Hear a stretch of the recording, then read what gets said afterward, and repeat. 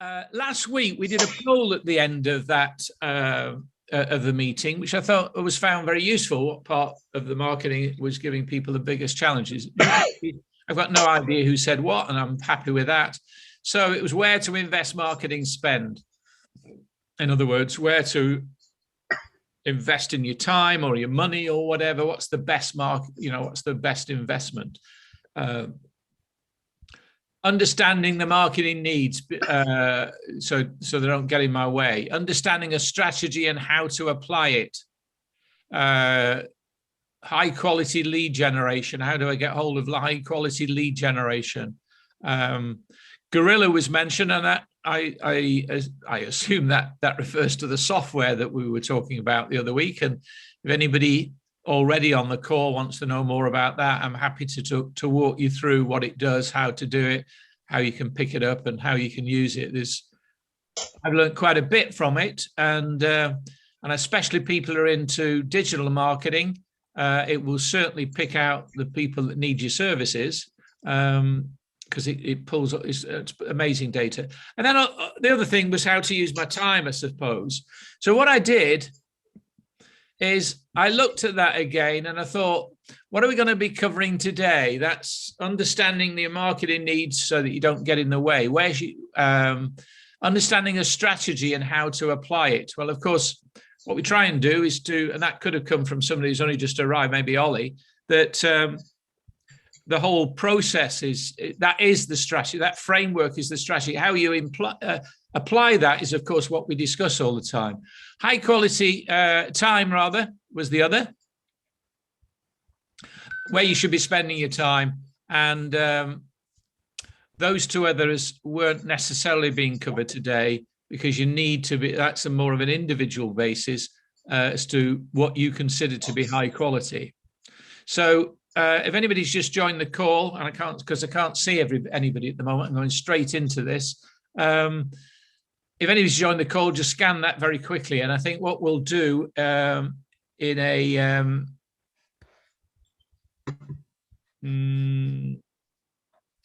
look at that when I come off this. Now, what I didn't do during the meeting is to look at the chat. So obviously I'm busy doing various things, but I think the chat's quite important because people want to say things or say things aside, that the conversation is, you can't get in the conversation. And the two things that came up quite interestingly were that, and I think Anne-Marie was one of the people that said, well, if there was no price on the website, I'd be a little bit wary. Was it price on application? Well, you don't have to use the word price on application, of course, but if there was no price on a website, somebody else said, maybe I couldn't afford it. And it got me thinking when I read that. And the fact is, some people won't be able to afford you. Do you want to know that beforehand or not? What's the purpose of the website? If it's to sell off the page, then you clearly at some point, after you've sold your product, in copy, in video, in a webinar, etc., the price comes at the end because you're delivering value first, you're building a relationship, and you're showing what they get. And then, of course, you can put the price. But are we asking a website to do too much at that stage? I'm not saying there's a right and a wrong way. But somebody else, I think, mentioned if you see something in a shop that's got no prices on, and it reminded me of Wedmore. There's a shop in Wells where they've got, well, a couple of shops. One's got very expensive jewelry in, there's no prices. One's got very expensive dresses, no prices. That might mean that nobody goes and buys there, or maybe you wouldn't buy there. But then you're not buying your product. You're not paying for the product, but it's perhaps influencing you as to what others may pay. And the reason why that might be because you take a lot of your skills and the value for granted. It could be that you've got a bit of an imposter syndrome. It doesn't mean to say that you are an imposter, but you think, who am I to tell people this when I've only just learned it myself? Manny could very well suffer from that. Because he's He's got an interest in that whole business and he studies a lot. But is that confidence really there that he could command, you know, a higher price? He's probably going to focus on a price that he might feel is comfortable. And I think that was the bit I would take from the dress shop or the jewelry shop. If it was all about, you know, I don't know the price of a Porsche. I don't know the price of a Lamborghini. I don't know the price of a BMW.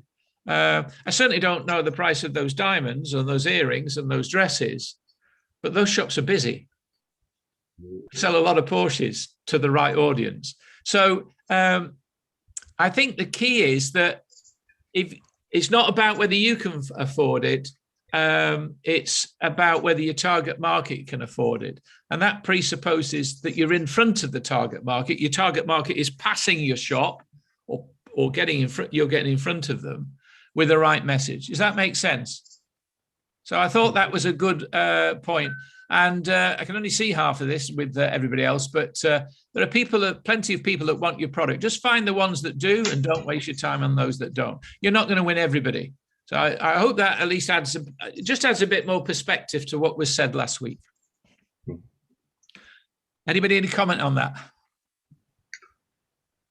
No. All right. Yeah. So, sorry, Paul. Can I just quickly say, you've just made me think about that from another way, actually, because I do have prices on my website, which is where the whole conversation came from. But I'm wondering if that can actually be detrimental from another perspective, that people look at it and go, oh, that's too much, and don't then take the conversation any further. Whereas if the prices weren't on there, they might take the conversation further, by which time I've actually spoken to them. They've realised how marvellous I am, and it doesn't matter how much it's going to cost. Is that valid or not really? It's partly valid, but you've just said something about how marvellous I am. And the prices, you're concerned about prices. No, you are. But they won't know that until you've delivered. And the point I'm trying to make there, and it's the same point I make about pricing. You say, well, I wouldn't do that, or I would think it was too expensive. It's not about you. It's about your client. And so them knowing how marvelous you are is about you. It's about how marvelous you want to make them. You want to make them look good. And you'll see from here why price is not relevant at that stage. When people used to ask me, you want to invite me? Oh, I've heard about what price will membership be? So I'm going to give them a price and what they're going to compare it with. Chamber of Commerce meetings, a meeting they went to when everything was disorganized and they didn't get anything from it. What are they going to compare it with? And what value will they attach to that price? So that's the only thing I would say. So at Marketing Crew, we have those 5 pillars from audience, engagement, sale, retention, and introduction, and they all make sense. But I want to talk about that move from audience to sale, because that's what we want to be talking about today. Because I guess that's the most important thing at this point, especially for somebody new, somebody that has reached a plateau. They're not getting the business in at the moment. You need to get to a stage where you're making enough sales to actually have clients that you can retain. You know, you can still get introductions in the meantime, but this was something I picked up from a guy called Tim Sales, and had a very lengthy conversation with him during the week. And he was saying that everybody in business either goes through this diligently or doesn't. And those that don't do not get the sales that they deserve. And what he meant by that is the first thing that we need to do is, by the way, the first thing is to know where your audience is. We've talked about that before. And we need to get them to lean in, or we need to get them on our radar, or we need to identify somebody as a lead. If they're on a list, they're not a lead until somehow you get to speak to them. So the lead is the actual purpose of generating that contact. So let's look at that. First one, it could be that you're getting your leads, and this could do with where to spend your marketing money, by the way, is you're getting your leads from pay-per-click. We've been doing that on funeral marketing. Could be that you're getting leads from social media because you're very active or you're part active, and occasionally you'll get leads from social media. Oh, sorry to interrupt. I can't see the last column. The marketing crew banners across it. Sorry. I know. I'm trying to think how I get rid of that. Does anybody else help me? It's decision, by the way. It's decision. You're going to get notes of these. So I must find out how I don't want to just click that and you all go off the page. So it could be you've got a LinkedIn strategy. Could be that you're getting your referrals from networking. Oh, sorry, it could be you're getting your leads from networking. Tendency there is people go to networking to see if the leads are in the room. Or you could be at a BNI meeting or the networking group a little bit more savvy. So you could be getting you're doing your networking to get referrals, to get those leads, to get in front of people. Could be, of course, that you're using flyers door to door at exhibitions. Could be using direct mail or email. Could be using telesales. In other words, that's where you're getting the leads from. Some of those will fall on stony ground. But one of the things you need to be asking yourself is how proactive I am on generating leads, on actually reaching out. Do I do it on a consistent basis, or do I just do it when I'm a bit quiet? Or have you got a system that's constantly doing that? Of course, the next thing is, how are we going to connect with them? We've got to think of this in advance. How are we going to connect with those people? When we get them to reach in and ask them to do something, are we asking them to look at the website and get the information off there? Are we trying to engineer or organize a phone call? Are we going to send them an email or a series of emails when they make an inquiry? Or it could be that they go on the web, they fill a form in, and then we send an email. So how are we going to connect with them? How are we going to get to speak to them? Unless you're again selling off the page, that's entirely different. But most of us here end up needing to speak to somebody.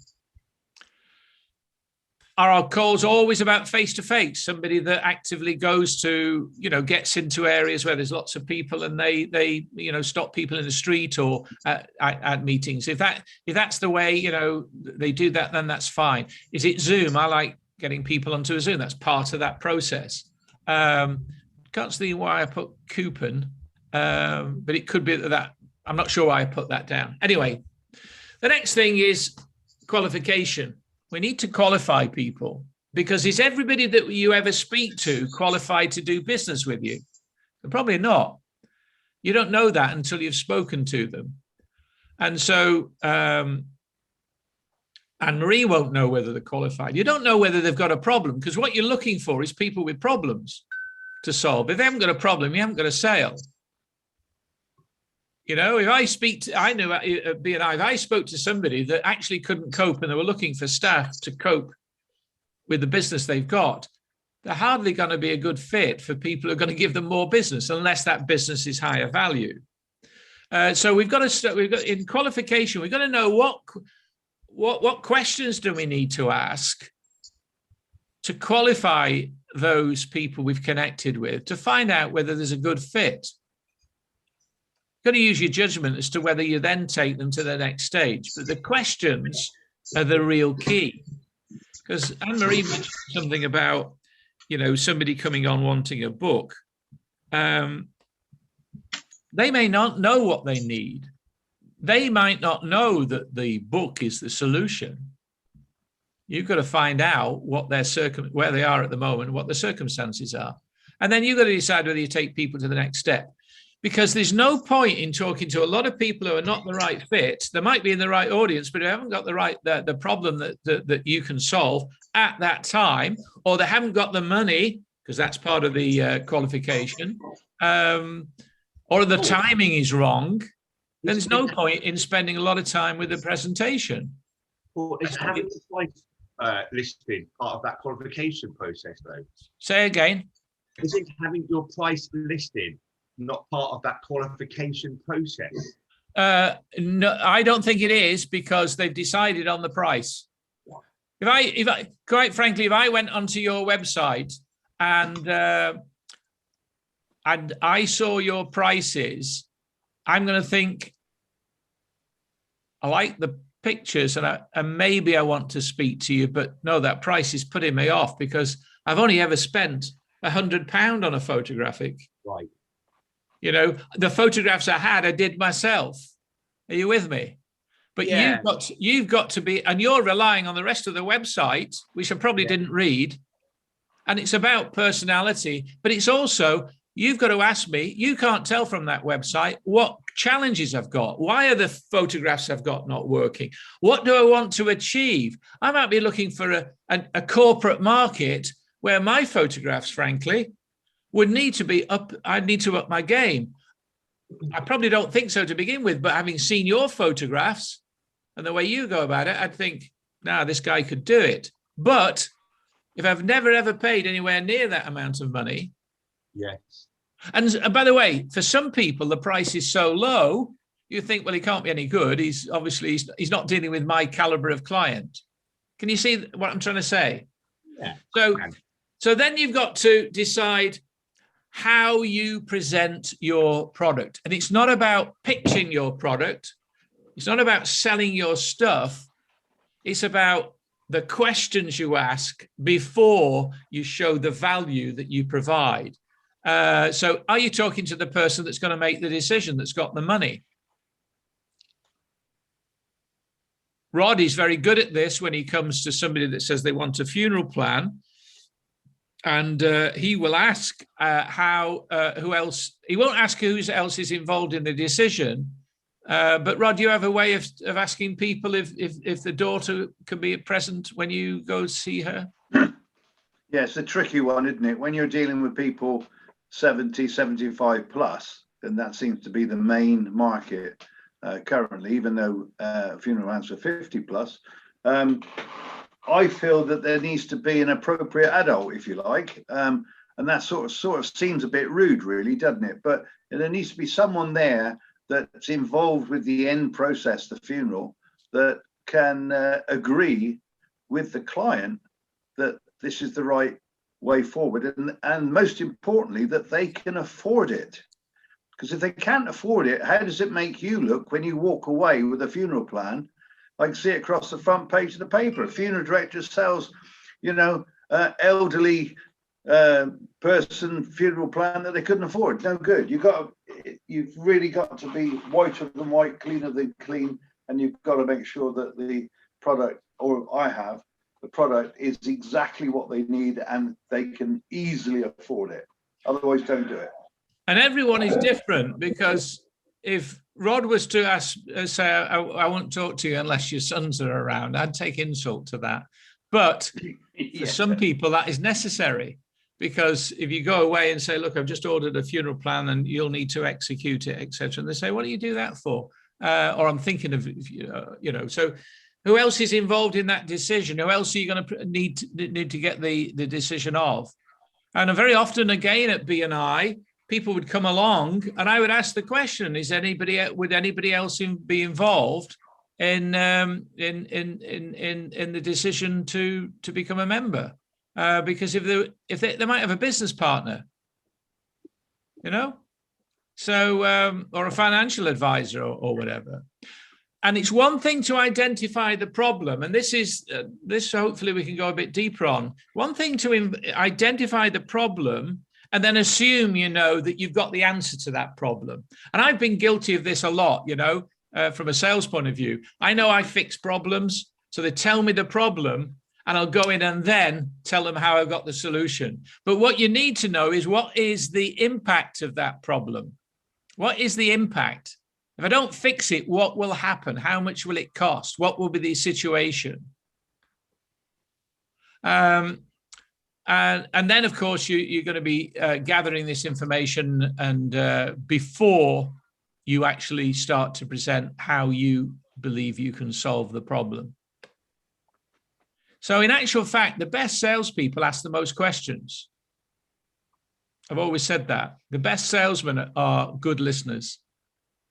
And if you go through that process, if nothing else, they'll say that person is not a salesperson. They were interested.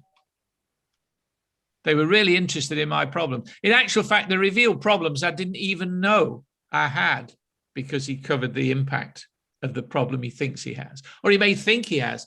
And I was listening to something the other day, and they were saying that, would you pay £1 million for if you had a headache? And the guy said, well, no, I wouldn't have had a headache. I think anybody would. But if somebody asked the questions, well, how often do you get that headache? How intense is it? Do you find that your balance is out of whack when you get that? Do you get a pain on that side, etc.? How long does the pain in your head last, and where is it? I'm making all this up at the moment. I think we need an MRI scan. You suddenly in the MRI scan discover that you need a serious operation because you've got about 3 months to live because you've got a tumor there. Would you then spend £1 million to fix that? So in other words, all problems are not the same. People maybe think they need, they might think it's about price, and it's not. It's whether whether the solution or the transition from where they are to where they need to be or want to be is worth that money. So it's a bit more, I think these are the areas where people do make mistakes. So the next step, of course, is to get a decision.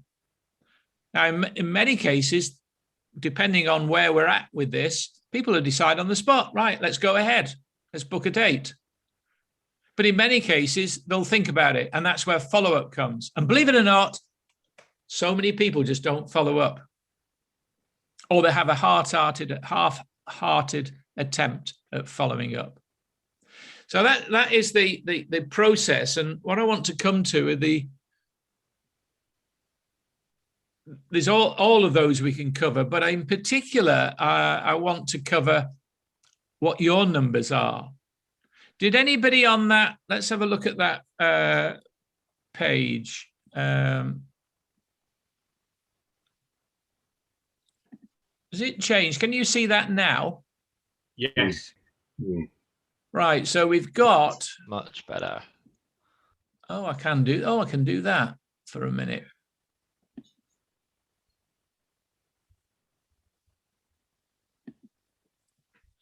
I use a system to monitor progress. I don't have one, 43%. What was that first percent? 57.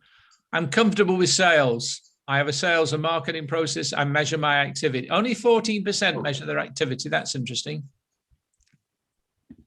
We're seeing a different screen now, Paul. We're seeing the... This is why I hate this bit. Right. Stop share. Share again. Hello, Rebecca and Nathan.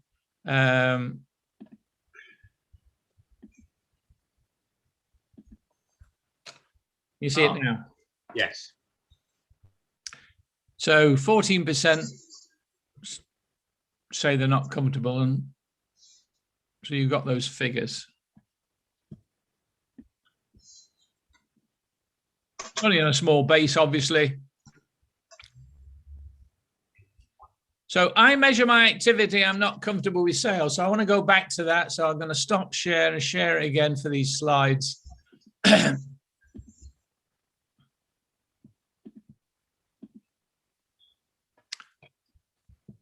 do this so I can explain it in a very easy fashion. Let's go.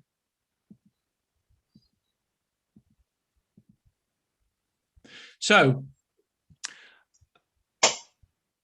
doing this for my own purposes for a project. And so I've chosen 100 to begin with, but you can choose your own figure. So that's, in other words, how many people do I want to reach out to? On pay-per-click, it could be much more than that, depending on how you're targeting. But then you've got to decide, is that appropriate? I don't know enough about pay-per-click to say any more, but could I handle all of that? But just for the moment, just bear with me.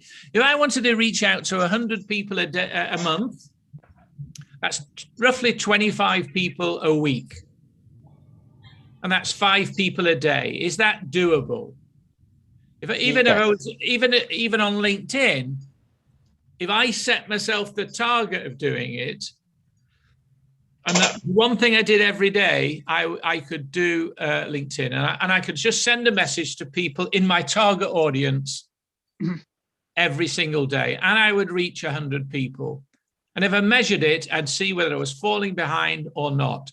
And the challenge is, we don't even get to this stage. We don't even set a target for ourselves or measure, because we're doing so many other things. We do things at random. But your sales pipeline, this marketing pipeline, call it customer pipeline, I don't care what you feel comfortable about talking about it, is absolutely essential. If you look to then, how many people out of those would I connect with that would have that conversation, that would reply to me, that would give me their details, etc. In other words, lean in. Let's say it was only 60% of them. That would be 15 a week. That would be just 3 a day that replied back, tell me more, etc. Or, can we connect? And of those 3 people, of those that we qualify, that we have a conversation with, some sort of conversation or exchange of emails or whatever, let's say we reduce that again by another third. So that would be 40 in the week, in the month, 10 in the week, and 2 on the day. And from those 40 that we speak to, we realize that we're a bit off kilter and that we really have only qualified half of them. And they're the people we've got to have a conversation with, or rather really get into deep. Now, it could be that in your first bit, the qualification is you're starting to build the relationship and things are not right now, but you want to stay in touch. That's where the stay in touch comes in.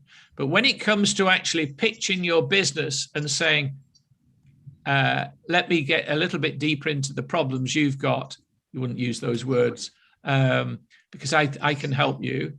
My solution, my products will help you. And if you only got half of those that you qualified, you'd have 20 a month, 5 a week, and 1 a day that you presented to. And if you then followed up,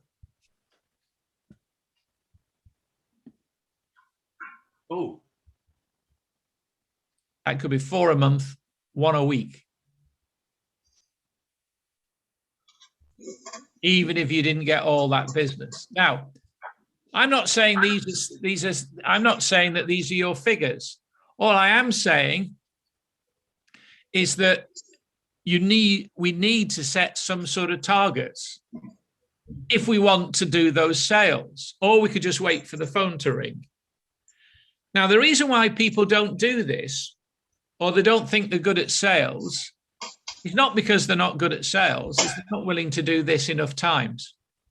In other words, they reach out to connect, they don't get nobody replies, etc. And they don't identify where the problem is. And the problem is the lead. It's either the target market or the message you've got to get them to lean in. Or let's say you get the people that are qualified, you get in front of a lot of people, but you're not, and they are the right people, but you're not getting the sales. Well, maybe you're not listening enough. Maybe you're not diving enough. Maybe you're not creating that need, finding out where they are now, and you're not getting them to where they want to be. So in other words, your sales skills, your communication skills need improving. And the point is this: if you did it once and you get a result, and you did it again, and you did it again, and you had a way of doing it again, do you think you might get better?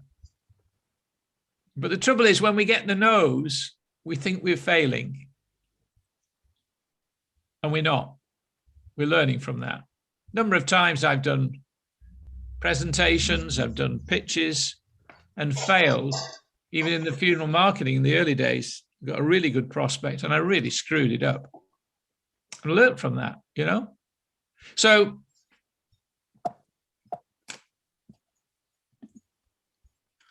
that's what I would recommend. That is those people that have got a system, are they measuring their results over time on all of their products? Are they refining it? In other words, going back and maybe that is the wrong approach. Maybe I'm I'm I'm saying that thing, and I really need to get them to be intrigued. Can I refine it? Can I improve it? Can I improve my pay-per-click? Should I adjust whatever? I wouldn't rush too much until you've got enough data, but that's the way you end up being really good at it. And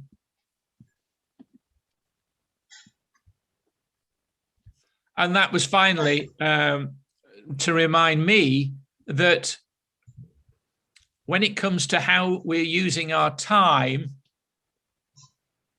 how we're investing our time, I would suggest it's in that lead process. A lot of people, have ever had a week where you've chatted to people on social media, you've chatted to people on LinkedIn, you've liked this, you've commented on that, you've been to networking meetings, but you didn't result. There's nobody in any of those channels. There's nobody just having conversations, because they are the income-producing activities that people need to focus on. So, anybody, any comments on that?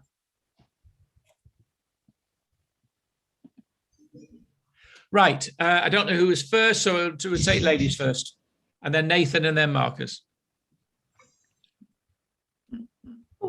Sorry, I'm unmuted.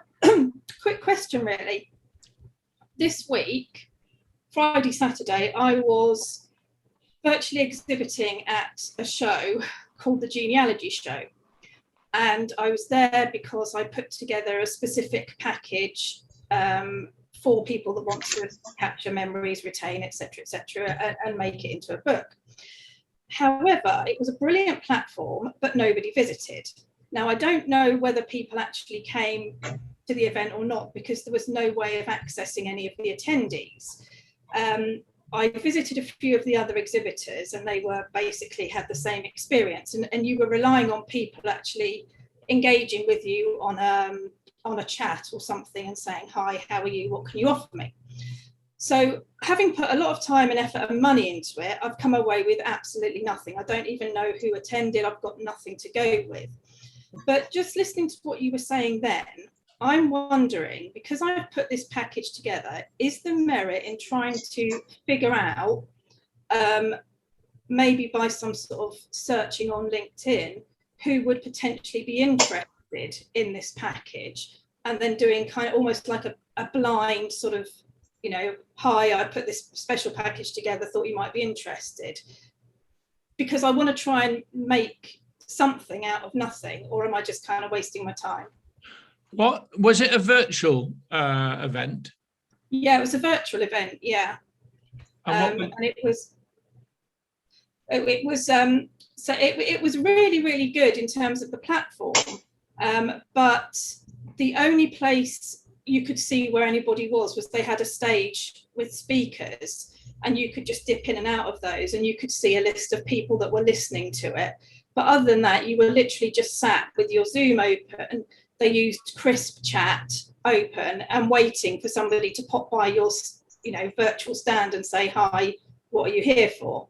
And that just didn't happen for any of us, not just me. Well, I mean, clearly that's disappointing. I would hope that the organizer of that would try and put that right in some way. Maybe they got their plans. Remember, they were marketing a product. Maybe they clearly didn't get it in enough people. They didn't spend enough money on getting people to that event. Yeah, I don't know, because there doesn't seem to be any, and that's kind of a whole other subject, but there doesn't seem to be any apology or comeback from the organisers. When I said to them, I'm not seeing anybody, and obviously I can't access the people to even start a conversation. They said, you need to be tweeting about it. And I said, well, I don't use Twitter. And then they said, well, start a discussion. There was a forum place, you could start a discussion. And I'm just thinking, but you could do that without the exhibition. Yeah, and I'm just thinking, I paid a lot of money, as did the other exhibitors, to be there. And we shouldn't then have to be doing all of that, because it's like, if I was to exhibit at the NEC, my job is to turn up and have my stand and everything the best I possibly can and jump in front of people. It's the NEC's the NEC's responsibility to get the people there. Yeah. but as I say, that's a whole separate area. But I was just thinking aloud in terms of, is it worth trying to somehow make something out of what was. You went there to get in front of an audience that could be interested in recording their ancestry or Correct, part of that chain. Whenever you decide to spend anything, it's about, first of all, getting in that audience. They promise you that audience, they didn't deliver the audience, period. So what it means is that you need to think of a different way of getting into the audience. And we'll perhaps come back to that in a moment. Nathan. Thanks, Paul. Where else I go with this? I was just talking about the sales process and actually that initial chat. I think I've got a lot better at it by looking at it differently. And like you said, I think the thing of just asking loads of questions is the way to do it. And, that's worked really well for me. And that's when ideas have come up, like at that early stage, which, a few years ago would just be like, oh, well, so do you want a video? And it'd be a bit awkward. So it's definitely a refining the process. And also there's a couple of target markets that I'm looking at the moment as well. What I'm doing is just going to people that I know in those areas or people that I've sort of been put in touch with, and just, one of them is PR, and I'm not going to PR people going like, oh, do you want to buy some video for me? But I'm just asking them lots about their industry and how things work, and if they use video at the moment and how that works out for them, just to kind of get a lay of the land. But then also they hopefully can tell that I sort of know what I'm talking about and might have some right ideas. So it's kind of like a mini sell as a byproduct of the conversation. It's a fact-finding mission. That's it. Yeah, it's a fact-finding mission, but by the very nature of being in front of them, I hope that sort of at least they'll. You've certainly got to do your research, because we remember, if somebody doesn't have a problem, you don't have a sale. Now, they may not think they've got a problem, so therefore you've got to reveal the problem. But even if you reveal it and they don't have that as a problem, or you're talking about the wrong problem, you don't have a sale. Why would anybody want to buy something that couldn't move them? Yeah. That doesn't change them. You've got to remember also that people get settled in their way. So they're different skill areas. But you need to get that first hook. But then you need to qualify as to, are we talking about the same problem? Do we both recognize that? Is it worth spending money on? And you can't do that by just going in and pitching your stuff. And that is where, think about how you feel. You get a phone call. I usually get one about 10 o'clock in the morning. There's a slight pause while the automated telesales clicks in. And then they straight away tell me that want to talk to you about your BT account, it's about to be shut off. Well, I'm not on BT. So they're not even identifying a problem. Or they're talking about saving heat and what have you. So we don't like that. So we shouldn't be doing any of that. Marcus, you had a point, and then Andrew. In your slideshow, Paul, the question I had, you had under follow up, it was left blank. Was there any reason for that? Is that something you? No, apologies. Basically, it was about, some people will be able to decide and give you the decision straight away. Others will want to think about it, or they're not in a position. So you need to follow up to get that decision. When you see the slide, okay, you'll see it just says decision, and you can download this and write things down. You can, you can write your numbers down, or just gives you something to think about there. Andrew, is that the answer? Could you come back and maybe another time, Paul, to discuss following up? It's something I think I'm not very good at. Well, actually, when people say they're not good at sales, the question is, which bit of sales are you not good at? Which of those 5 areas? Following up. So it's the follow-up. So we'll probably cover that today. Andrew. Yeah, it's basically to say that I think in my experience, it's the conversation really. And I think a classic, I saw a really interesting one that I had with a client recently, and I've completed that project now actually. I sat down with her, we spoke on Zoom for just over an hour, and she said to me, you're the 3rd person that I've spoken to about getting this done, and you're the first person who's listened to me. And she said one person gave her 15 minutes. I said, how can I explain about what I need out of this website and what it needs to do in 15 minutes? Precisely. And she just basically said, let's do it. I now feel that we can get this project done. I'm just going to pay you up front the lot. And I was like, okay. You see, that's been a really good project. And I think it is that when you're having conversation when you're having conversations, you're looking to solve this together. Yeah, it is. And it's a bit of a brainstorming thing where I'd say to her, have you thought about this? And things that she'll come out with as well. Or, and I find this with a lot of my clients, they'll say things off the cuff and you say, hang on a minute, that's a really important point. We should be shouting that from the rooftops. So we need to prioritize that on the front page and all these types of things. And that's what really happens, I find. And it is that problem solving conversation where people tell you their problems, you sort of put your experience into that as well. You find out about them, you give them some pointers, some ideas, and it's that collaborative conversation, I find personally. It's maybe a dangerous thing and I've done it, is talk about problems, because sometimes people see them as problems. So it's where are they now? And where are they headed from? So I have always said, if you're with anybody, just ask the question, how do you see the next 12 months panning out? And then listen. And it's not easy, especially for people that really are excited about their product, or they know their product, or they're just generally excited. Not easy for Rod, it's not easy for me. You've got to really restrain yourself and listen and learn. So the real key is the questions, and then delving into the impact of and when they answer that, what's the impact? I think it was Martin and then Rebecca. No, it wasn't you. No, Rebecca. It was Rod. Oh, yeah, just to. Ladies first. Oh, sorry. Of course. It was just actually following up on that about when you're having that conversation, discussing where they see themselves and how things are going. Are you doing that in the qualify stage of the presentation? Because you don't want to give away too many of your ideas, maybe. It depends on what you're selling, because sometimes you can qualify and it's done. But if it's a higher ticket price, maybe like Nathan or Marcus or Andrew, because it's more involved, it's better to reserve some separate time. I think, because otherwise, it could look like this, it can be too rushed. If you give people time, you're only giving people that are qualified that you think you can help them. And that's why when you've heard me in the past say, would you mind if I take some notes?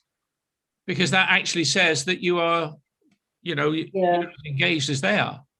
I suppose you can tell quite quickly, maybe in a conversation, whether it's going to go anywhere. And if you find you do start to get into their business and they start sharing stuff with you, then you sort of go into presentation mode a bit. No, I don't think. It's presentation mode if you're giving the same pitch to everybody. You should not be. And that's where salespeople get a bad name. They're like a robot. And when you're doing it times, it sounds like a robot, because a lot of what we do is the tonality of the way we ask questions, etc. But if you've genuinely been looking at what their issues are, you might be able to advise them what they shouldn't be doing and maybe what they should be doing. Oh, hello, who's that? That's Meg. Hi, Meg. You're at home, aren't you, today? A Dougie. You're watching Hey Dougie, yeah. Oh, is she feeling better? Oh, right. Is that a dog? No, Hey Dougie's it is a dog, but it's a program on telly, yeah. That was intuition, that. Right, Rod, you had a question? Yeah, all I was going to say, I mean, Rebecca, especially to Rebecca, but it's got to be a natural conversation that you have with someone that you're about to do business with again and again and again. And that conversation is about fact finding, it's about soul searching, it's about their wish list and how you can create that wonderful general feel for their website or whatever it is you're doing, And I mean, for me, follow-ups, when Mark was talking about follow-up, I mean, I speak to dozens of people on the market most of the time, and some of them I'm planting seeds, some of them I'm greeting, and they're telling me how wonderful the funeral I just delivered for their grandmother was, or whatever. And they're very useful props that I can bring into a conversation. If you're clever, you can bring these people in. And with follow-ups, what I find, Marcus, is everybody that talks to me, and if it's a no, it's no, not this moment, but it's no, not ever, no, not, you know, they will want to do what they're talking to you about. And if they don't do it with you, they'll do it with someone else. So keeping in touch with them is really important. And I say that to them. Do you mean to say it's no, not now, or no, not never? And they say, oh, it's no, not now. But I mean, I will want to do it, but it's just I'm not quite ready for the money, or they just haven't spoken to their children, or you know, myriad of reasons. And all I do is diarize. Would it be okay as a professional? I'd like to know if I could diarize this for 6 months. Is that okay? Or would it be a year? What would be the best thing for you? And then when I've done that, I will get back to them exactly what I've told them that I will. That we're talking more at the follow-up there, and getting permission to follow up. I'm right now. I'm looking at that sort of that process of the questions, etc. Yeah, I've made some notes here about what solutions do we sell. I hope you don't mind me. Sorry, Martin, you've got a point. Sorry, I just wanted to know, when you were talking about follow-ups, like if you send, say, an email, you've had a discussion, then you hear nothing, and then you send another email to follow up, and then there's just like radio silence. Do you at that point say, oh, well, they're not interested, or do you just carry on gently kind of reminding them? It depends where they are. We're talking, I think on that chart, we're talking about follow-up after you've made a presentation.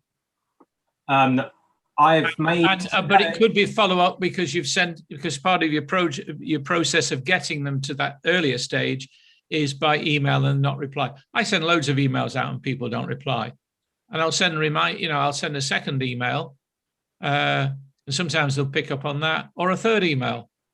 Sometimes that'll work. But if the client is important enough, i.e., you've already had a meaningful discussion and it's been a good discussion and you've brought value to that discussion, you've asked good questions, and they didn't give you a decision and they didn't follow up, I'd pick the phone up.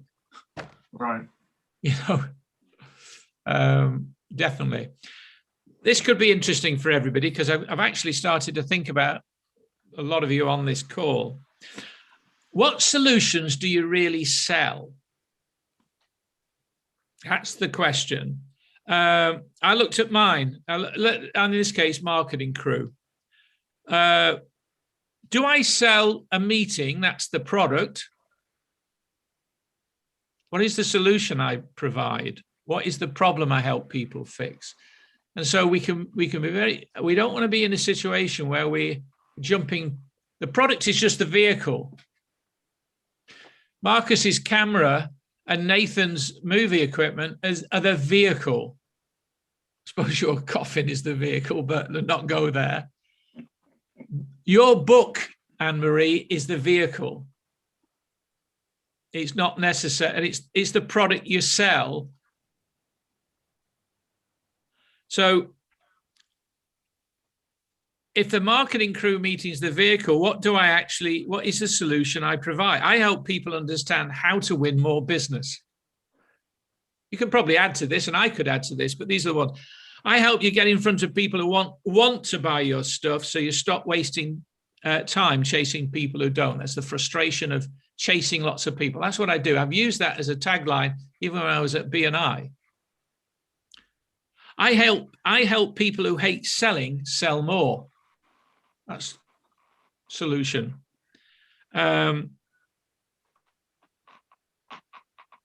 I've got one here for Anne-Marie. The book is the vehicle. I help people tell their story.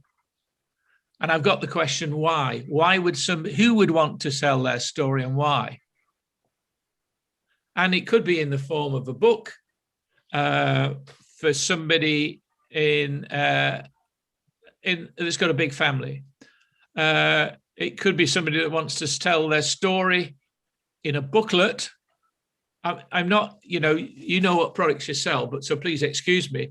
It could be that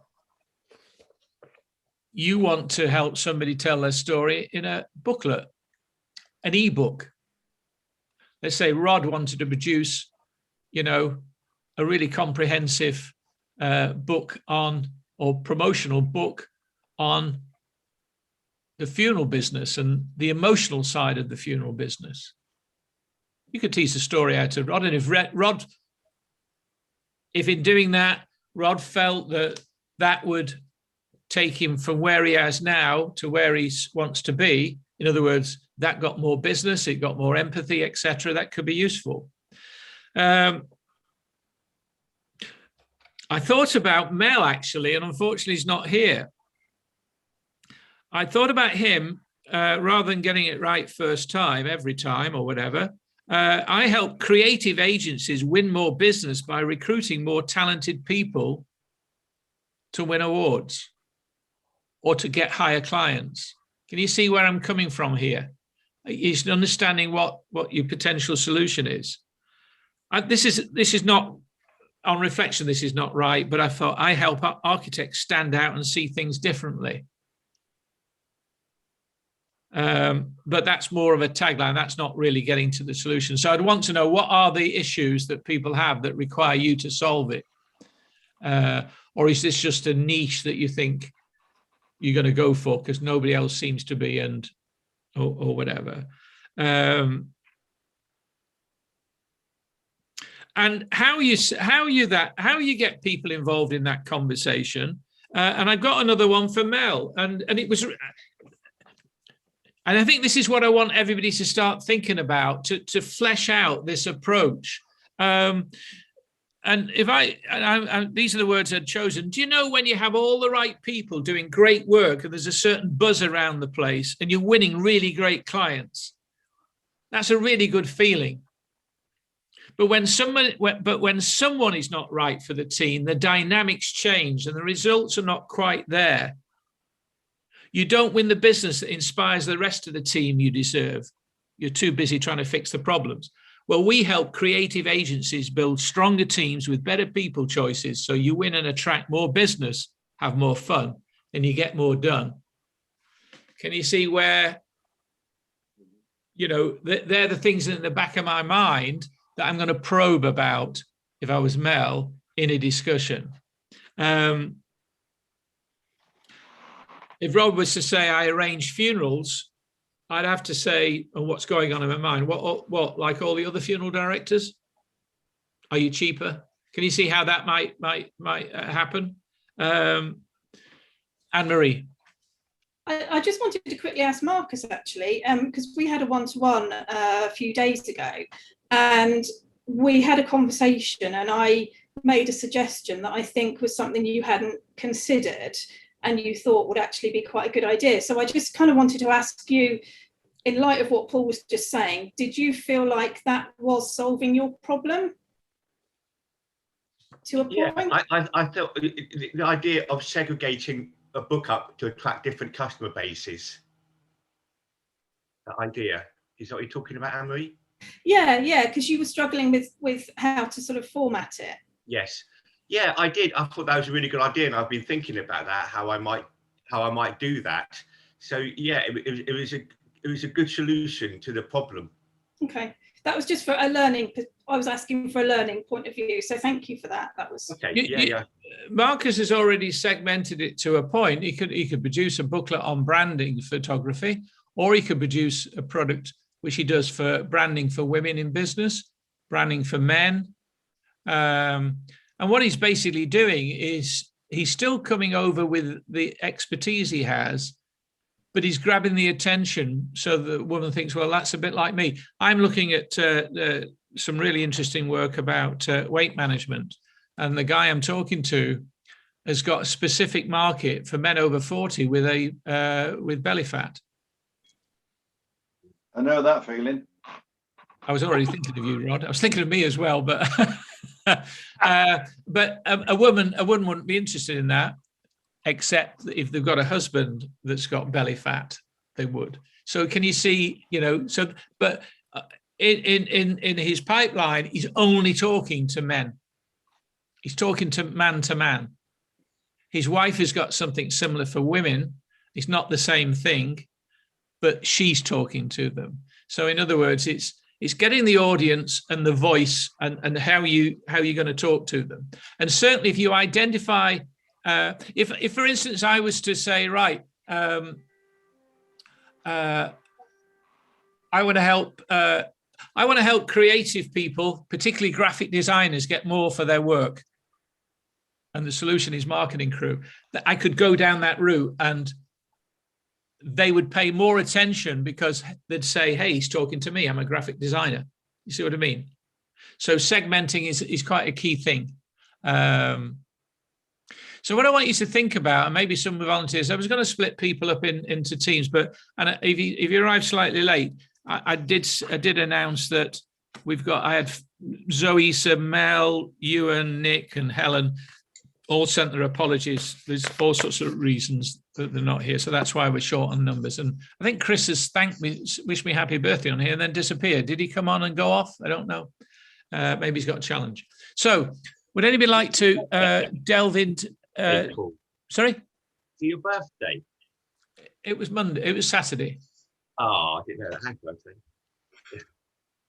Carrying up all weekend. Well, no, yeah, Nathan noticed that. No, I have a 42-year-old son that can drink as much as Rod can drink, and I don't drink, so it's quite tiring to watch. I've decided They have over 21, Paul. I don't know whether I'm a party animal, but Nathan says we should continue it over here. So,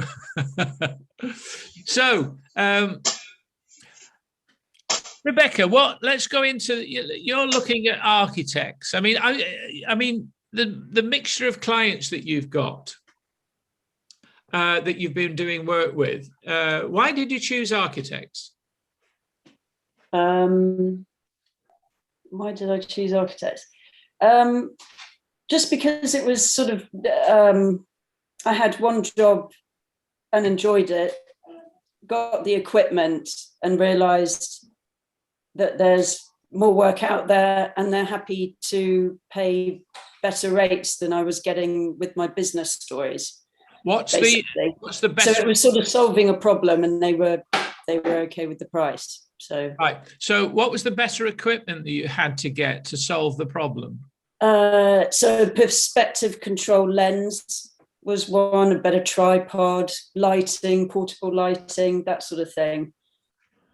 So, and also it was about I realized that you could bring the business stories into the architecture and construction type work. So often when they're building a building, they're obviously meaning it to be used. So then trying to encourage architects and construction companies to show the end use, which is definitely more of a thing that people are talking about. I'm just trying to get it away from Meg. Right. So there you've got solutions there that solve a problem that you perceive them to have. Do they have that problem? What problem do they think they have? Do they think they've got a problem?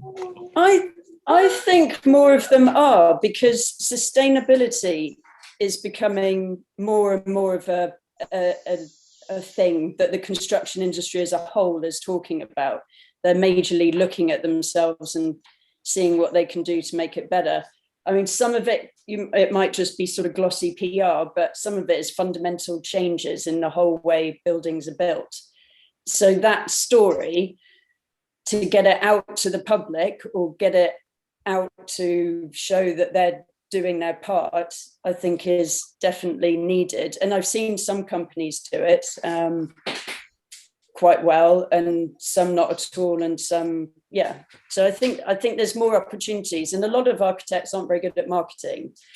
And smaller firms don't have a dedicated marketing person. So just gentle ways of like, oh, tell me about the project. Oh, so we could highlight that aspect. Things like that. So I'm not thinking of any sales pitch or anything at this stage. I'm trying to analyze the problem. So if I was I was in front of an architect, I'd want to know. I want to know how they're differentiating themselves. Are they, from a business point of view? And you can see that from the website. You can see whether they're just like a standard standard architect. And you could say, you know, there's a big swing towards sustainability, and I noticed there's nothing on there. You're not showing that. Is that, are you not? Is that not an area that you do any work in? Yeah, If yeah, they that's said, good. well, yes, I do. Yeah, you might then ask the question, what process do you have in place to actually communicate that? So you're really helping them with their marketing and the way they're coming across. yeah, So therefore, part of the process is going to be, you know, if you were sat in their position, who are they competing against? yeah, Who's doing better work than them, or who's getting better clients than them? Are they happy with the clients they're getting? As yeah, a photographer, if you're involved in commercial photography, you're part of the marketing process, aren't you? So it's a Yeah. matter of asking those questions about those general marketing questions, you know? Who is the audience you're trying to reach? How do you reach them? Because the website might not be the way. That's just really any reference points. How do they reach them? Do they send flyers out? Is it word of mouth, etc.? yeah, What do you feel, you know, what's important in their in the conversation? You, Mr. Architect, Mrs. Architect, do you have what are the important features? What type of clients do you look for?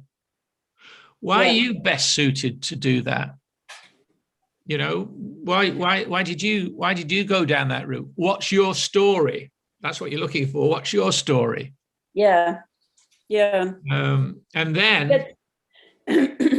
And then, you know, you told me a great story there, but you've not told that story on your website.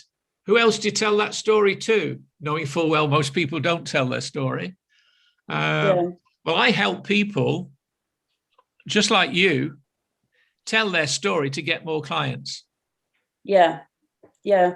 So by the That's time exactly it. Yeah. What Because I that's missed why out, I think merging the business stories. So I've got all that. I sort of learned how to do the business stories through that work, and it's sort of putting it onto also not just architects but construction companies, contractors. I mean, because they're the ones that actually build the buildings. Designers just so they're also a major part, because the better they look, the better, you know, they'll attract better clients, better jobs, bigger markets. Well, a construction company or even an architect, a bit like an advertising agency, he may be tendering for business. So you might, you know, what is the tendering process? Tendering, yeah.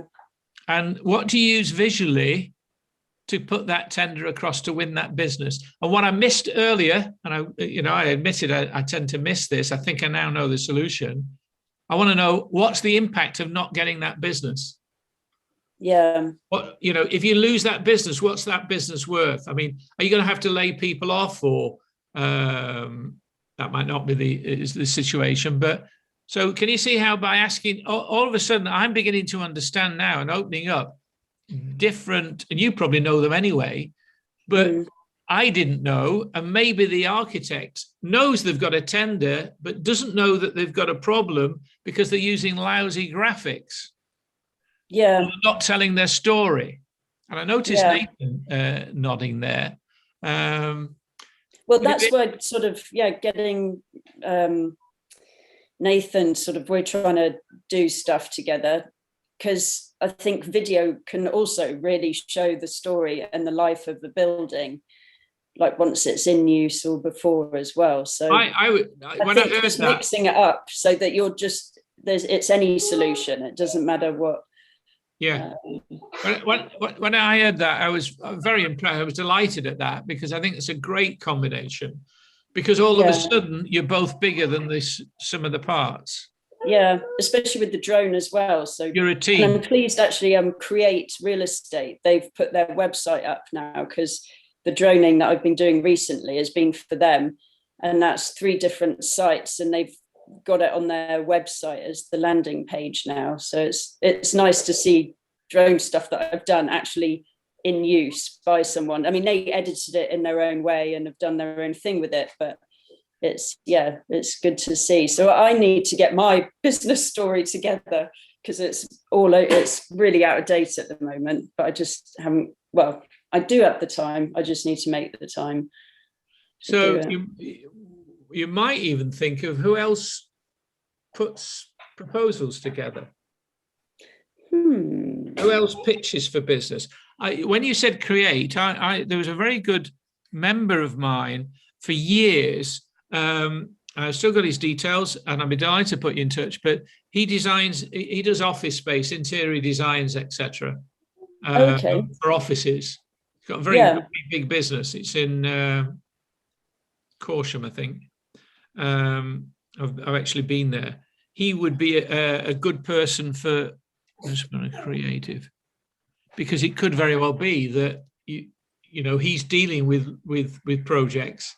Yeah, perfect. That sort of thing, especially transforming a space. Yeah. That's well, for a start, he could be a lead.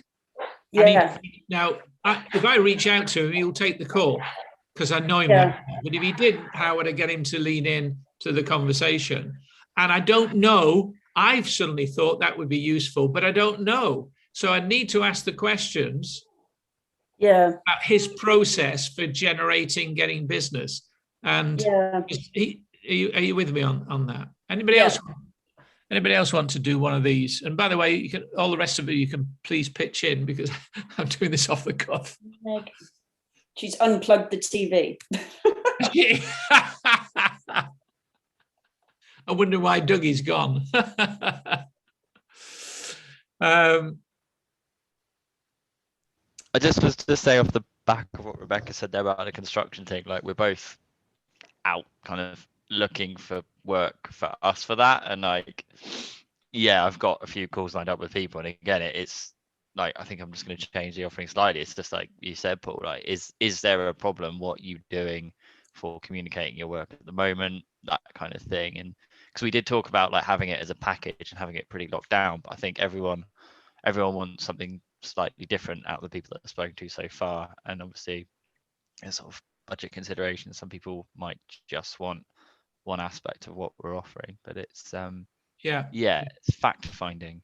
It's not selling. I think as soon as I put my brain into that mode, it makes the whole process a lot easier, because I don't think I'm a natural like sales person. I come across, the majority of people I come across in my life don't feel comfortable in sales because they've got the wrong idea of sales. They think selling is pushing a product and getting to know all about that product. Yeah, you do need to know that, but you only need to know the bits that fix the problems the person's got. And therefore, anybody that's really interested, ask good questions. In other words, take the agenda. I've always found it easy. If you take the agenda out, if your agenda is to sell something, take it out of the room. You can always bring it back in as a solution, but take it out of the room and be focused on them. And they are very different. Everybody's very different. So, Anne-Marie, what about you? You still begin a book. I still am convinced that you want to lead with everybody's got a story to tell, and we help you tell your story. Yeah. The product that helps do that is Begin a Book. Yeah. But if you're promoting Begin a Book all the time, you're selling a book. In other words, the shift of everybody's got a story to tell, I think will help you get more business. Yeah, I also sort of try to do the emotional side of it as well, because for a lot of people, when they've got to the point where they want to write a book, there is an emotional connection to it, whether it be a business or a personal story. So I kind of always tell people I'm going to make them cry, but that's a good thing, because I have yet to meet somebody that's produced the book, seen their name on the cover, and not actually got really emotional.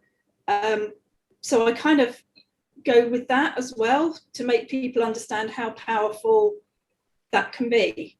Mm. Well, I had the guy that, and I'll probably reveal a bit more when a bit more further advanced. The guy I ended up speaking to was going to have an hour's conversation. He was out in Utah, and it was 3 hours. I really hold this guy on a pedestal. He was ex-special ops. He was on the bomb squad, very disciplined, very, very successful. Tells great stories. He really does. He has a wonderful way of explaining things to keep it very simple. And so I admit I was in slight awe but comfortable, you know. And because a lot of the things he was saying, I resonate with me. And I told him the story of when I went for my job as a salesman that I really wanted. And the guy leaned forward and told me, I'm sorry, you'll never make a salesman. Thank you very much, Mr. Clegg. And what I did.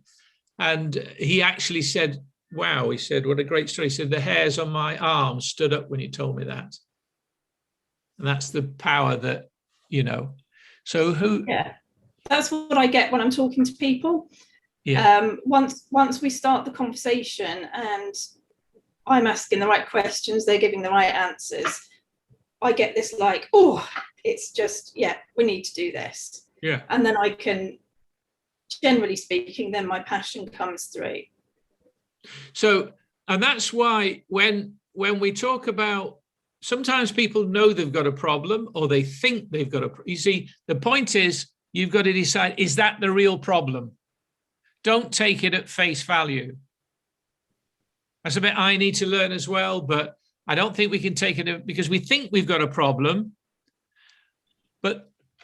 and that fixing that problem will fix everything, and it might not. It might not be the thing. If you're the expert, you'll know where in the whole process what needs to be fixed.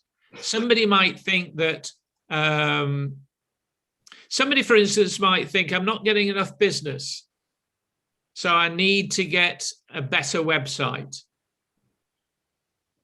Or I am not getting enough business. I'm not charging enough. So I need to get, I need to charge more. But is that, you know, I want to know why they're not charging enough. What's stopping them from charging? Or it could be that, you know, I don't have enough business at the moment. And I look towards lead generation. But if they're not charging a profitable amount, they're just getting busier and busier, more frustrated, making nothing at all, you know? And I think also the emotion part of that comes in. So in other words, is that the real problem? What impact does that have? I don't think the emotion is not necessarily the real problem. Sorry? The emotion is not necessarily the real problem. The emotion is a benefit, if you like, because it gives you the sense of accomplishment.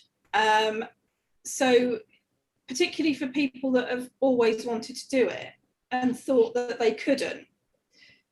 So maybe it's a barrier, but I wouldn't say it's necessarily the problem. Not recognized as the word problem. That's why it's dangerous to use those words. I should stop doing it. But if somebody's frustrated, that's an emotion. If somebody's elated, that's an emotion. I would put the frustration as a problem. If you're frustrated, how does that impact? Yeah, I mean, I guess, how does that show itself? Who does that impact on? In other words, what's the result of that? What's the impact of that problem?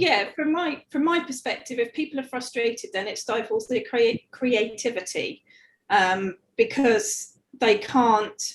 I mean, you said remove your own, remove your agenda, but it's a similar process. You can't remove yourself when you're frustrated, and you're overthinking. So that's when you're actually not remotely productive. So I help them to remove themselves from that situation so that they can then become productive again. If just go back to that, if you're frustrated, you just given them and me the solution. How would you change that? Knowing what we've talked about. What do you mean? How would you approach that differently? So somebody says I'm frustrated, or they show they're frustrated. I would say, how does that manifest itself? I mean, how do you feel about that? Does it help you get more done or less done? Do you find yourself at your most creative at that stage, and does that? Yeah, normally. No, I'm not asking. You. In other words, what? Very subtly trying to think. I can provide the solutions, but they've got to buy into the solutions. I've almost got to get them to know that the solution, what the solution is, and that you're the person with the solution. Eventually. Yeah. I mean, it's a bit subtle, that. Rod. I'm thinking back to, I mean, I'm not a funeral director, I'm now a publisher. My job is selling advertising space in free booklets in and around a coastal town, and we call it the What's On or the Devon Diary, I think is in fact the last. And I couldn't get any business from this bloody butcher, right? So what I did was I gave him something, and what I gave him was a slogan. And I said to him, when you hear this slogan, you're going to buy a full page off me, and you'll carry on buying until, you know, I wrap the business up. And he did. And the slogan was, pleased to meet you with meat to please you. Now, he thought that was the slogan I made up for him. What he didn't realize is I've been a publisher for 30 years. I used it up north in Blackburn. I used it in the Birmingham. I used it everywhere I went. Wasn't new. But that I think is your sales personality, but that's the sales. And I'm going to pick up on what you said. Your job is selling booklets. Actually, your job was selling directories or whatever. Now you see, that's from a salesman. That's not his job. That's not my job. What was the job? What was your purpose? What were you trying to do?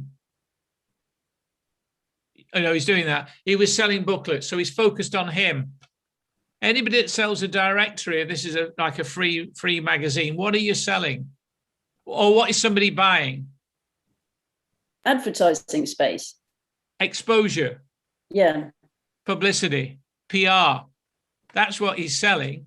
It's like a bit like he used to sell insurance. Does he sell insurance, or do people buy insurance? Nobody wants to buy insurance. So I've always thought it better to say, you know, I help people buy insurance because I know how to buy insurance. So you're on their side. You know, it's the difference. It's going off track here a bit of difference in, well, we're talking about what he thinks he does, his product. You're an architect photographer, you're a branding photographer, and it's not about you. It's about what is it? That's you. It's shifting it completely to what does the other person want? Who's going to want it? Who's the person that wants the solutions that you have in helping people? Who is it going to want? Wants to stand out like Marcus? Who is it that wants to? Who is it wants what Manny has got? Well, they don't want it actually, but eventually they've got to have it. But in the meantime, who would want to know more about being prepared for a Sikh funeral? Being prepared, Rebecca. I was just thinking with death, you often, more recently, I've heard the odd like radio program or people just discussing people's fear of death. So that's a kind of isn't it? Going on the emotional thing of tackling head on that fear and then maybe giving stories about how people have addressed that fear. Like one woman made her own coffin, things like that, and got her friends to paint it. So they all came round for tea and cake and painted a coffin, and she said it was brilliant. Coffee and coffins or something you could have. Cake and coffin. Cake and coffin morning. Cake and coffin. And in fact, Rod's got so many stories in that area to tell, you know. Anybody else want that would make a really good book, though. I was going to say, Rod needs to put that in a book. That would be bloody brilliant. Like if the funeral business, or my number of wives and my 10 children. What about that? Yeah, well, could we put them all in? All right, Boris. Now, there's a way to weave everything in. Again, Yeah, I'm not. well, Where Anne-Marie is concerned, it could be that she's got a course and that is fine. It's absolutely. But and I know you do this on LinkedIn, but you're about storytelling. And if somebody wanted to tell a story tell their story in a publication, would you be able to write that story? Yes. Would you want to? Would you find it financially viable? Yeah, because because I got asked to do it quite a lot, I now have a package specifically for that. Right. So far, I've not heard that on any of the calls. So that could be something that, let's face it, enhances your reputation as a storyteller. Now, that wouldn't mean to say that you'd suddenly become a copywriter, although you would be, and a copywriter should be able to do that. That differentiates yourself because there are not many storytellers around. I'm very clear. And we love storytellers. Yeah, And I'm very clear on my boundaries. yeah. No, I accept. That's why I asked that question. I mean, Rod, if he's really looking at the whole process of focusing on how can I serve them, one of the things that he could really be doing with is, and I think you do anyway, but it's not a big part, and it shouldn't be necessarily a big part, but having something in the process to check the level of grief so they can call the grief counselor in or give them some literature about grief, or particularly it's about bringing somebody together, a bit like Weight Watchers or Alcoholics Anonymous. Maybe you can have a grief party or whatever, but I think they do that tend to be privately. But if you're looking at your customer, then that would be part of that process after you've got that business. That's more one that I had just yesterday actually, where the mother died, but she had dementia, and I could empathize by saying it must be like saying goodbye twice, because they lose that person with the dementia and then they eventually die. So it's I thought you meant no, I didn't mean me, Paul. No, I thought you meant somebody saying goodbye and then goodbye a few minutes later. But no, I get your point. That you're losing them twice. Yeah. That could again be an interesting. That makes for. You don't get many. I wouldn't imagine you get many funeral directors putting that amount of thought into it. Okay. Yeah, I also have a dementia. I've been on a dementia course, haven't I? So yeah. So I empathise, and also, of course, one of my lovely ladies in the past had a lovely, awfully nice mother. She was so posh, and yet when she got dementia, she went from being posh and fingers in the air like this to telling you to F off. And that's how it works. When you're on the market, I've noticed, for instance, that you do have your Lions badge or your Lions logo, and that's your position in the community. But maybe you should wear your dementia friend badge. And the reason being that you could have people coming back recognizing that, and it begins a conversation because you then suddenly realize that their mum is about to go, or it's not got long to go, and you've got a conversation started. True. Yeah. Right. I'm going to come. Thank you very much to everybody. I hope you found that useful. I want to go around the room and just say, one thing you've got away from that, I'll certainly give everybody access to the video, but more important, those notes and that document, so you can help. And what I've really tried to do is to give you a sequence for that process to see, are you doing all of that? What is it you're missing out on? What is it that is getting skipped? And how are you doing enough, and how are you measuring it? So you've got some discipline in it. And you don't need to use those figures. You might only want one presentation a week because you're busy doing other things. But if you're looking at your time, you've got to say, how many people am I in? Apart from the work you've got, how many prospects am I getting to present to help? How many prospects am I helping by talking to them about their solutions each week? Because without that, you won't get the sales. That is the bit to fix. So you think, right, I need, my ratio is 2 to 1, 1 out of 10 or whatever. You've got to back it up. I think that's what I need to do. And you might need some help in certain areas, but that's the idea. And the idea then is and I think maybe we go in a little bit deeper in next time about that sales conversation or that presentation, the sort of questions.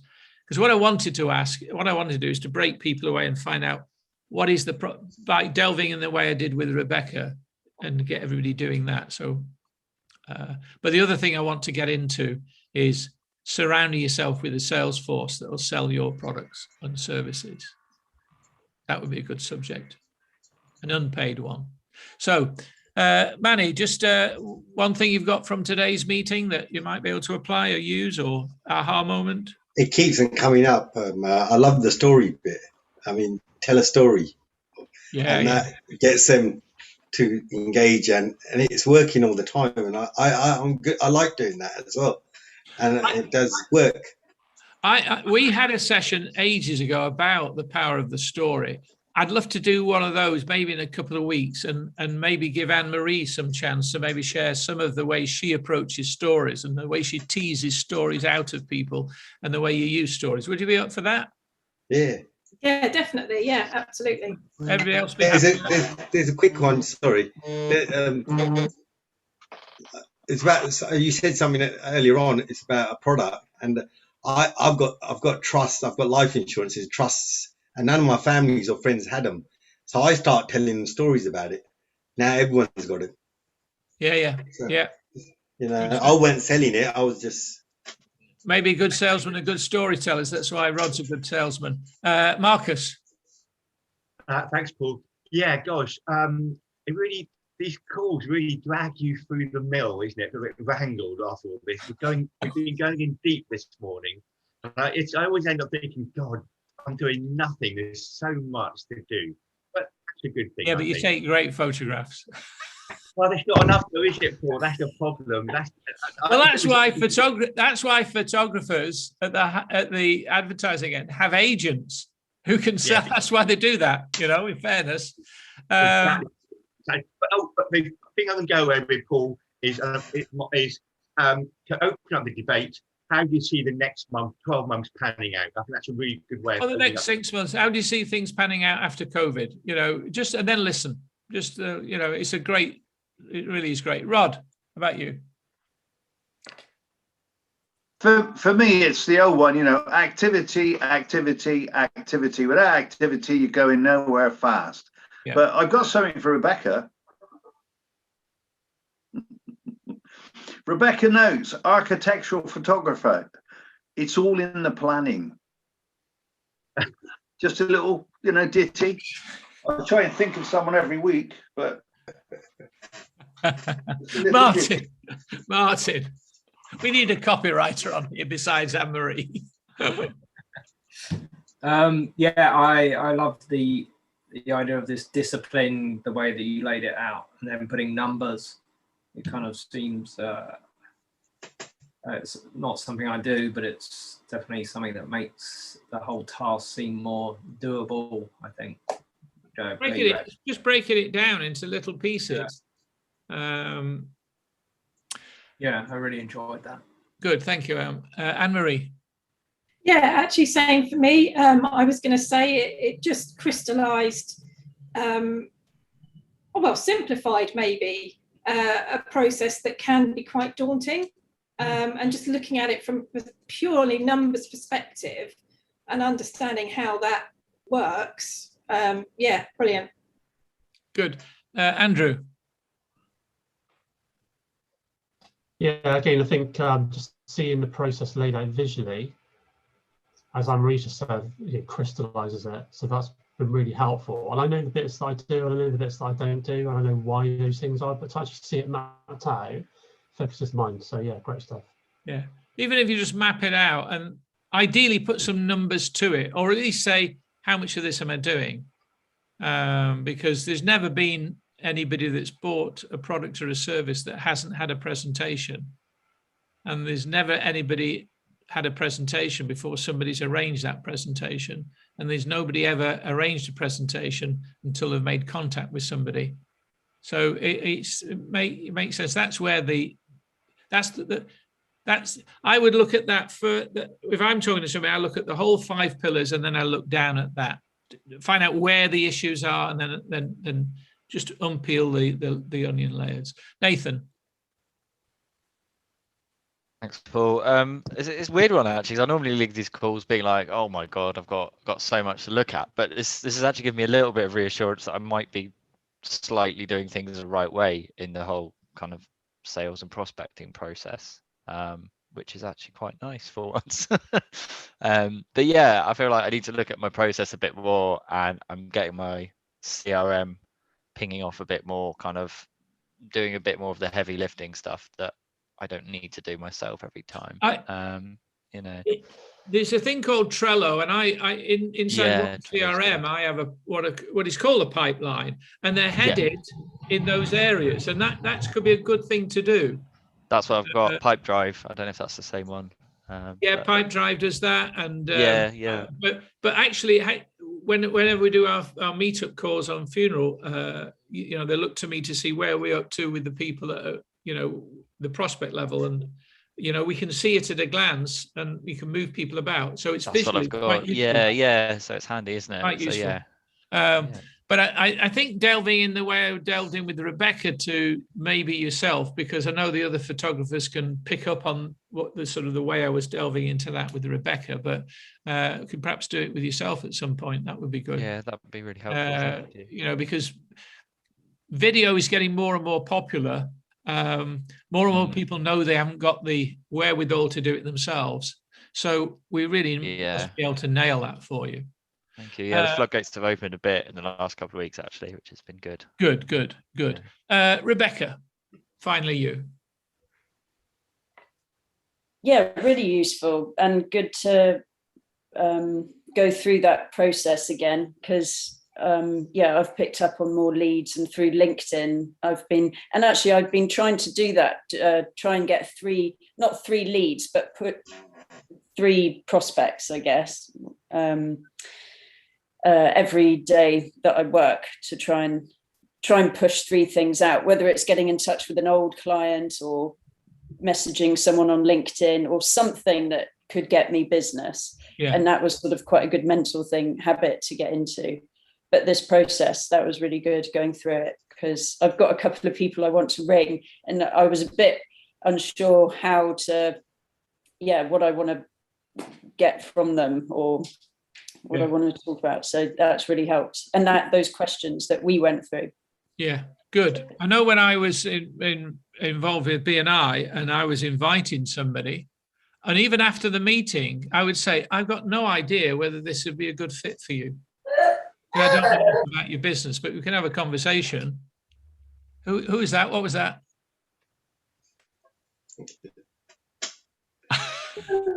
She's excited. You're excited, Meg. She's got a different top on now. How old is she? How old is she? How old are you, Meg? You're 2 and a bit. 2 and a bit. Wow, that's a big girl. But we're isolating because the nursery has had COVID cases. So she's got quite a lot of. She's delighted about it. Yeah. Right. With that, everybody have a really great week. See you all. Cheers.